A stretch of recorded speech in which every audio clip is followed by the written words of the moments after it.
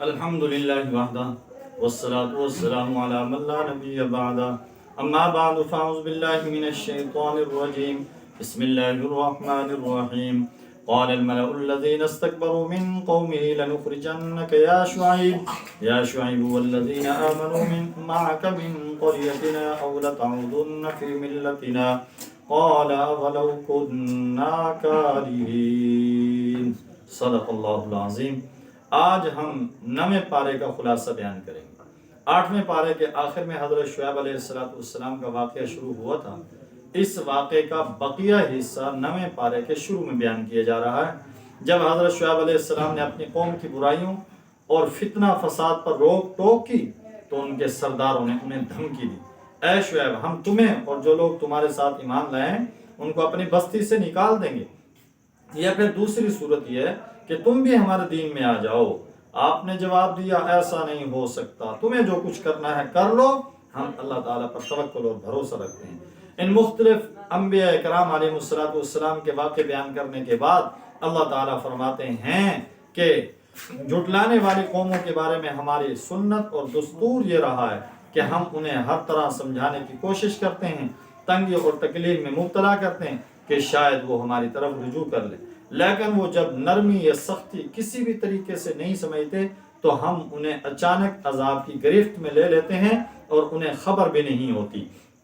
پھر ان واقعوں کے آخر میں گویا حضور اکرم صلی اللہ علیہ وسلم کو قوم کے انکار اور تکبر پر حزین و ملول نہ ہونے کی تسلی دیتے ہوئے کہا گیا، یہ بستیاں ہیں جن کے کچھ احوال ہم آپ کو سناتے ہیں، ان کے پاس ان کے رسول واضح نشان لے کر آئے، پھر ایسا نہ ہوا اس بات پر ایمان لے آتے جسے وہ پہلے جھٹلا چکے تھے، اسی طرح اللہ کافروں کے دلوں پہ مہر لگا دیتے ہیں۔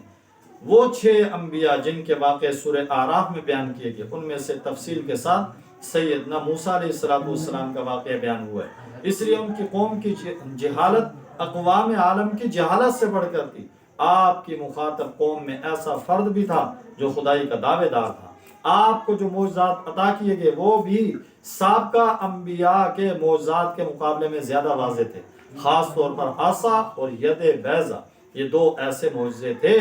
جن کا انکار کرنے کے لیے دل کے اندھوں کو بھی خاص تعصب اور ضد اور اناد سے کام لینا پڑا ہوگا۔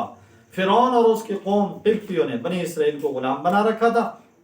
وہ ان پر جور و جفا کے نئے نئے طریقے آزماتے رہتے تھے۔ بنی اسرائیل اس زمانے میں مصر آئے تھے جب ان کے شہر اور گاؤں شدید قحط کی لپیٹ میں آ گئے تھے، پھر وہ حضرت یوسف علیہ السلام کے زیر سایہ یہیں آباد ہو گئے اور ان کی نسل میں روز بروز اضافہ ہوتا چلا گیا، یہاں تک کہ ان کا شمار مصر کی دوسری بڑی قوم میں ہونے لگا۔ پھر مختلف فرعونوں نے اپنے دور میں انہیں ظلم و ستم کا نشانہ بنانا شروع کیا۔ حضرت موسیٰ علیہ السلام بنی اسرائیل کو بدترین غلامی سے رہائی دلا کر ان کو اپنے وطن ارض مقدس میں لے جانا چاہتے تھے، اس لیے آپ نے فرعون سے مطالبہ کیا بنی اسرائیل کو میرے ساتھ بھیج دو۔ جب حضرت موسیٰ علیہ السلام نے فرعون کے سامنے یہ دعویٰ کیا کہ میں پروردگار عالم کی طرف سے رسول بن کر آیا ہوں، تو فرعون نے مذاق کے طور پر کہا اچھا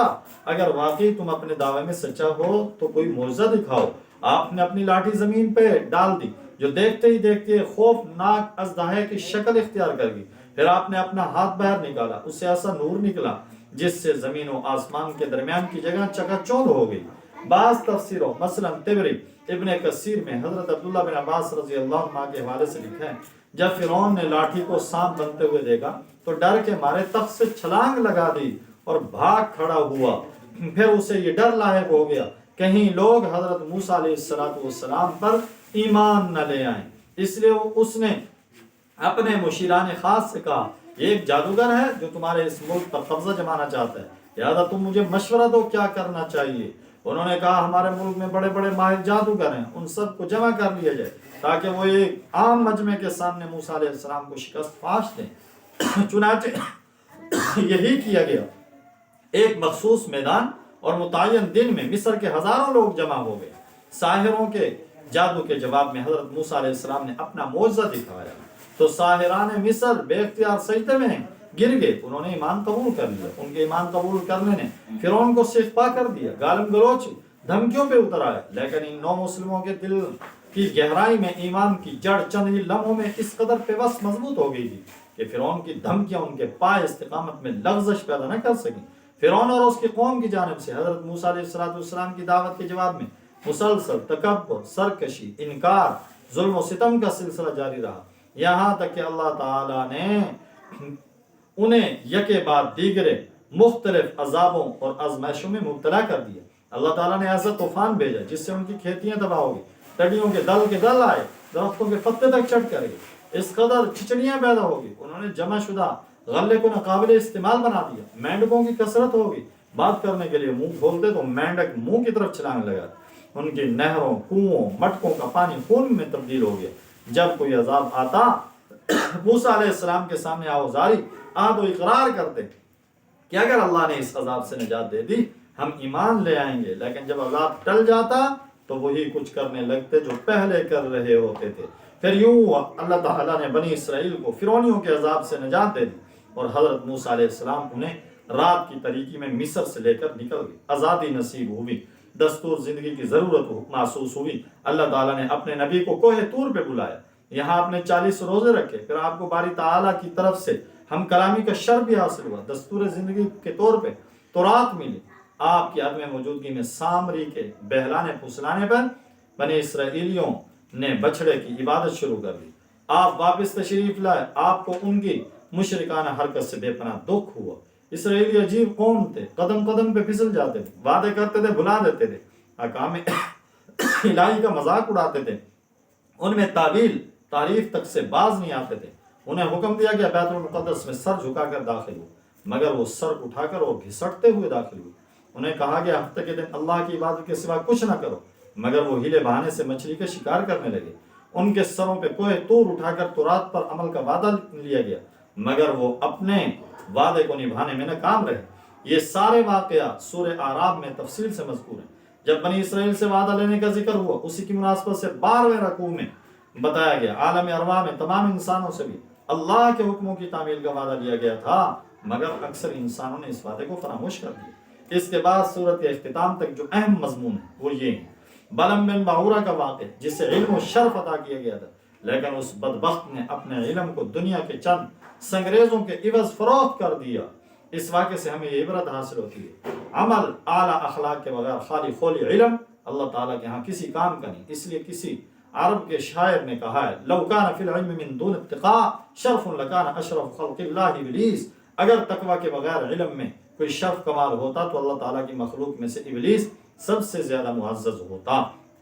کافر چپایوں کی طرح ہیں، کیونکہ وہ اپنے دل، دماغ، آنکھوں، کانوں سے فائدہ نہیں اٹھاتے، جس کا نتیجہ یہ نکلتا وہ ایمان سے محروم رہتے ہیں۔ جو لوگ عقل، دماغ کو دین کے طور پہ استعمال نہیں کرتے وہ دیوانے ہیں۔ جو آیات الہیہ نہیں سنتے وہ بہرے ہیں۔ جو انہیں نظر بصیرت سے نہیں دیکھتے وہ اندھے ہیں۔ اللہ تعالیٰ کافروں کو اس دنیا میں مہلت دیتا چلا جاتا ہے، یہاں تک کہ ایک وقت آتا ہے انہیں اچانک پکڑ لیتا ہے۔ مہلت کے وقفہ کی وجہ سے بسا اوقات انسان دھوکہ کھا جاتا ہے اور گناہوں پہ جری ہو جاتا ہے۔ قیامت کا معین علم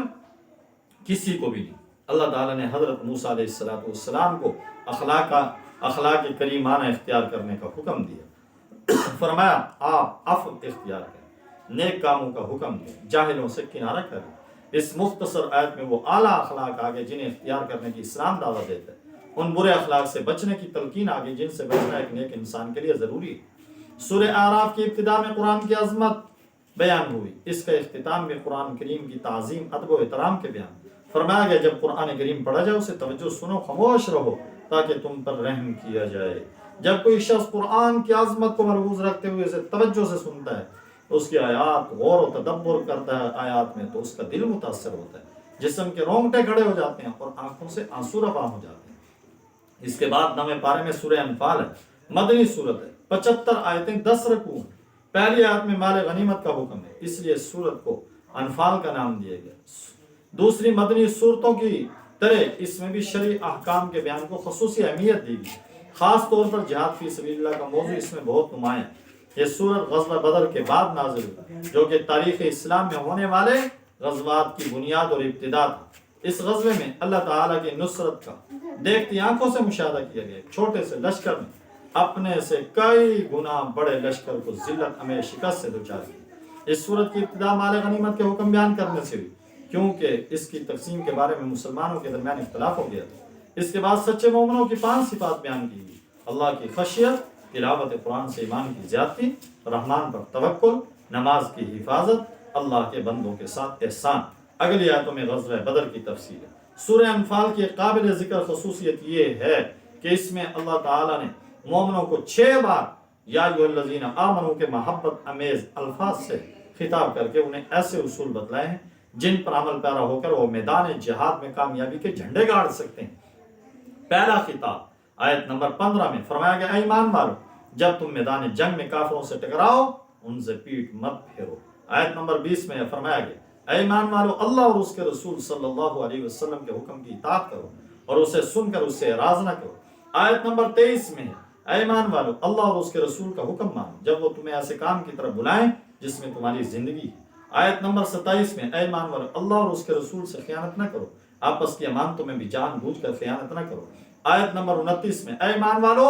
تم اللہ سے ڈرتے رہو گے تو وہ تمہیں فرقان عطا کر دے گا، تمہارے گناہ تم سے دور کر دے گا، تمہیں بخش دے گا اور اللہ بڑے فضل والا ہے۔ آیت نمبر 46 میں یہ آیت 10ویں پارے میں، اے ایمان والو جب کسی جماعت سے تمہارا مقابلہ ہو تو ثابت قدم رہو، اللہ کو بہت یاد کرو تاکہ تم کامیاب ہو، اللہ اور اس کے رسول کے حکم پر چلو، آپس میں جھگڑا نہ کرو ورنہ تم بزدل ہو جاؤ گے، تمہاری ہوا اکھڑ جائے گی، صبر سے کام لو، اللہ تعالیٰ صبر کرنے والوں کے ساتھ ہے۔ ان آیتوں میں جن باتوں کا حکم دیا گیا ان پر عمل پیرا ہو کر جن باتوں سے منع کیا گیا ان سے باز آ کر مسلمان یقیناً دنیا کی سب سے مضبوط اور طاقتور قوم بن سکتے ہیں۔ ایسی جماعت کبھی شکست سے دوچار نہیں ہو سکتی جو دشمن کے مقابلے میں ثابت قدم رہے، جو اللہ اور اس کے رسول کے احکام کی اطاعت کرنے والی ہو، جو ایسی دعوت پہ لبیک کہنے والی ہو جس میں دلوں کی زندگی اور عزت سعادت کا راز پوشیدہ ہو،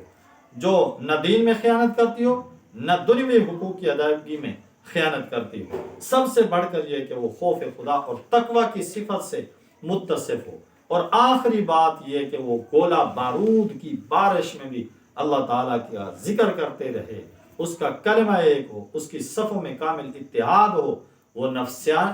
نفسانی اور گروہی جھگڑے اور اختلافات میں مبتلا نہ ہو۔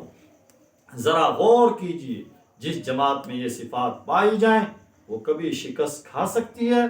یقیناً وہ فتح ہی سے ہمکنار ہوگی، اگرچہ اس کا مقابلہ پہاڑوں ہی سے کیوں نہ ہو۔ یہ 9ویں پارے کا خلاصہ تھا جو آپ حضرات کے سامنے بیان کیا گیا۔ دعا ہے اللہ رب العزت سے کہ اللہ تبارک و تعالیٰ مسلمانوں کو کافروں کے مقابلے میں ثابت قدم فرمائے اور مسلمانوں کو کامیاب و کامران فرمائے، کافروں کا تباہ و برباد فرمائے۔ وآخر دعوانا ان الحمد للہ رب العالمین۔